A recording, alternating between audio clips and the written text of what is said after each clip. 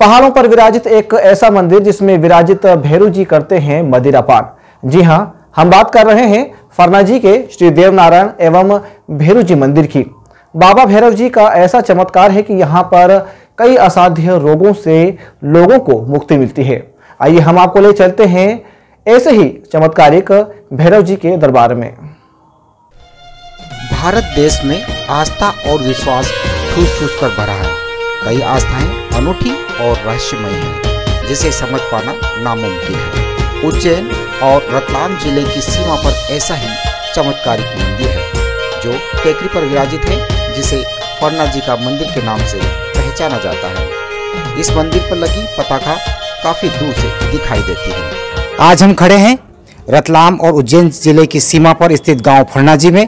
यहाँ पर प्रसिद्ध फरना जी का मंदिर है, जिसे देवनारायण जी और भैरव जी के मंदिर के नाम से भी पहचाना जाता है। आइए हम दर्शन कराते हैं फरना जी दरबार के।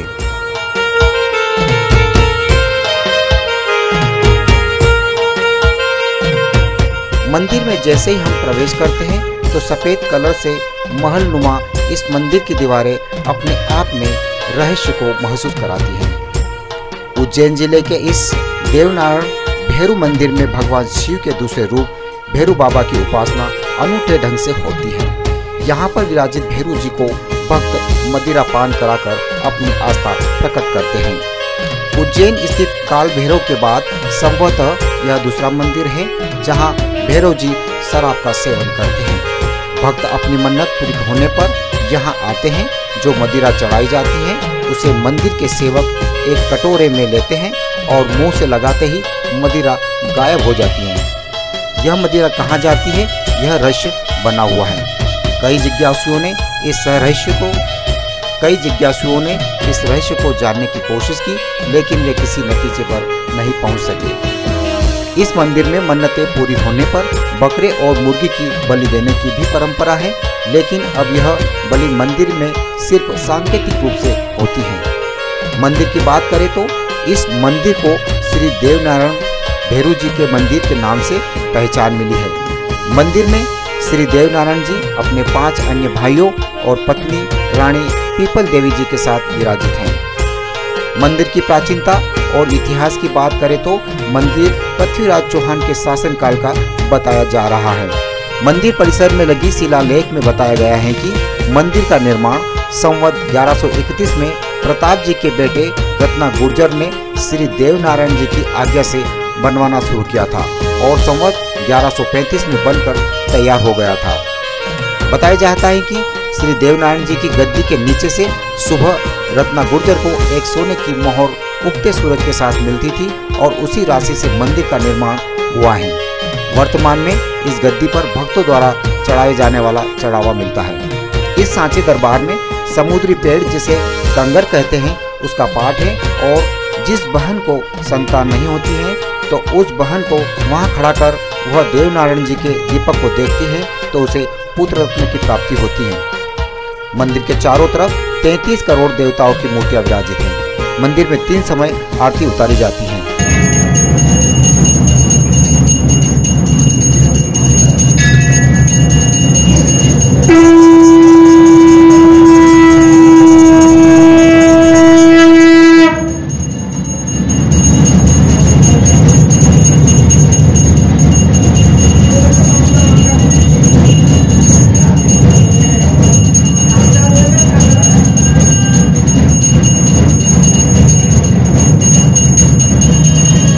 जैसे ही आरती शुरू होती है, मंदिर के बाहर बाहरी हवा वाली महिलाओं को शरीर में बाहरी हवा आ जाती है।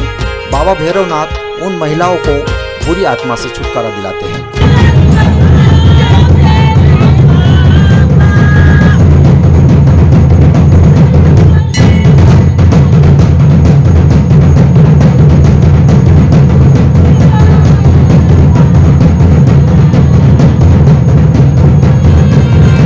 मंदिर के पीछे श्री गुरुमुखी मंदिर है। बताया जाता है कि भगवान देवनारायण जी के स्नान का पानी यहाँ निकलता है एवं इस पानी के सेवन से कोढ़ जैसी बीमारी भी दूर होती है। मंदिर के पश्चिम दिशा में भगवान देवनारायण की 3 पत्नियों के महल बने हैं। सबसे ऊपर रानी दैत्य कन्या का महल है बताया जाता है कि यहाँ से हिचकी और पीलिया जैसी बीमारी दूर होती है। मंदिर में विराजित भैरू जी के बारे में बताया जाता है कि भगवान देवनारायण के अश्व लीलागर को उबासी आई और उनके मुंह से भैरू जी की मूर्ति निकली, इसलिए भैरू जी को उबास कुंवर का नाम देकर मूर्ति स्थापित की। मंदिर के चमत्कार एवं किंवदंतियां एक नहीं अनेक हैं। भगवान देवनारायण और भैरू जी का यहाँ प्राचीन मंदिर है जिसे फरना जी का मंदिर कहते। आइए हम यहाँ की प्राचीनता और मान्यताओं के बारे में यहाँ के सेवक से हम बात करते हैं। क्या नाम सर आपका? नारायण सिंह नाम है मेरा। नारायण सिंह जी, यह जो मंदिर है हाँ। कितना प्राचीन है, इसकी क्या विशेषता है, यहाँ क्या चमत्कार हुए हैं? ये संवत 1131 का है। संवत 1135 में इसका काम पूरा हुआ है। 1000 वर्ष लगभग इसको हो चुके हैं। यहाँ पर हर मनोकामना पूर्ण होती है। कोड़ियों का कलंक कटता है। यहाँ पर ये घूमने वाली भाई बहन जो भेड़ा भेड़ी वाली है उनका भी साफ होता है। और जो दूध नहीं उतरता जिस भाई बहन के, उनके दूध भी उतरता है बावड़ी पे। और पाती भी मिलती है, लगन पाती की, ब्याह शादी की, कुआ हुआ की, सबकी। और यहाँ पर पीछे पानी, यहाँ पर इस पानी से स्नान कर लेता है जो 36 तरह की जो भी बीमारी होती है वो साफ होती है इससे। और ऊपर मंदिर है देवनारायण जी की पत्नी का है। ऊपर 3 मंदिर है, तीनों ही देवनारायण जी की पत्नी का मंदिर है तीनों ही। नीचे पीपल दे रानी का है, पटरानी का, फिर नाग कन्या का है, फिर देत कन्या का है। तो वहाँ पर देत कन्या के वहाँ पर देवनारायण जी की जो पत्नी देत कन्या है, वहाँ पर क्या है कि वहाँ पर जो खिच की बीमारी होती है नहीं, वो साफ होती है। पीलिया की, ये सभी बीमारी यहाँ पर साफ होती है। और वो कगर का पाठ है देवनारायण जी का अंदर। वहाँ पर भाई बहन के जिसके बाल बच्चा नहीं होता है, गोद भरी जाती है, तो उनका बाल बच्चा गोद भरी जाती है तो उनका बाल बच्चा पूर्ण होता है, वापस यहाँ मान उतारने आते हैं वो। ऐसे बहुत सारे जनता आती रहती है। अच्छा, यहाँ पे कोई ऐसी किंवदंती जो उन्होंने परीक्षा लेना चाही भगवान भैरवनाथ के, तो उनको किस तरह का सबक मिला? कुछ यहाँ पर अंग्रेजों ने परीक्षा ली थी। तो उस समय यहाँ पर क्या शराब चढ़ती थी भैरू जी के, जो 1000 वर्ष हो गए उस बात को। तो परीक्षा ली थी यहाँ पर। उनने हाथ डाला अंदर मूर्ति के अंदर, उंगली दी। उंगली देने से मूर्ति ने अवकाश बढ़ाया, पूरा हाथ चला गया अंदर, उसको कुछ भी नहीं पाया। वो बोले कि पोला पत्थर है। तो उनने हाथ निकालने लगे तो वो पंजा वहीं पकड़ लिया। उसमें पंजा पकड़ा, खून शरीर का सभी खींच लिया। सब खून खींचने में शरीर का, फिर उन्होंने मन्नत करी, 24 भट्टी का दारू पिलाया, 12 बकरा एक साथ में चढ़ाए। उसके बावजूद में फिर उनको उसका हाथ छोड़ा है। मोहम्मद गौरी ने भी यहाँ पर टक्कर लिया था, जो उसने एक हथनी फाड़ी थी, उसमें से एक 7 सूंड का बच्चा निकला था। 7 सूंड का बच्चा निकला था। फिर उसने घोड़ी फाड़ी, उसमें से सफ़ेद लीली बचेरी पान निकली थी उसमें से, घोड़ी के पेट में से। ऐसे चमत्कार यहाँ परिचय लिया था उन्होंने। कहाँ से लोग यहाँ आते हैं? यहाँ बहुत दूर दूर से आते हैं। झाबुआ जिला से आते हैं, राजस्थान से आते हैं, आष्टा सीहोर से आते हैं, शाजापुर क्षेत्र से आते हैं, गुजरात राजस्थान सभी लोग आते हैं। बहुत दूर दूर के लोग आते हैं यहाँ। अभी मेला गिरता है, आदिवासी लोग बहुत आते हैं। ये दीपावली पे गिरता है। दीपावली से चालू होता है तो 11 तक रहता है। 11 का सवारी निकलती है देवनारायण भगवान की। 11 की सवारी के दर्शन करके दुकानदार या चले जाते हैं यहाँ से, फिर उज्जैन चले जाते हैं। इधर दूध तलई भी है, यहाँ से मंदिर के पीछे दूध तलई है, वहाँ पर भी चमत्कार है। दूध तले पे भी जिसके थान चालू नहीं होता वो दूध जल ले जाते हैं, थान चालू हो जाता है। और माता जी की बावड़ी है, नाफा जी का स्थान है मगरे के ऊपर। जो गाय भैंस की मन्नत करता है उसका काम संपूर्ण होता है।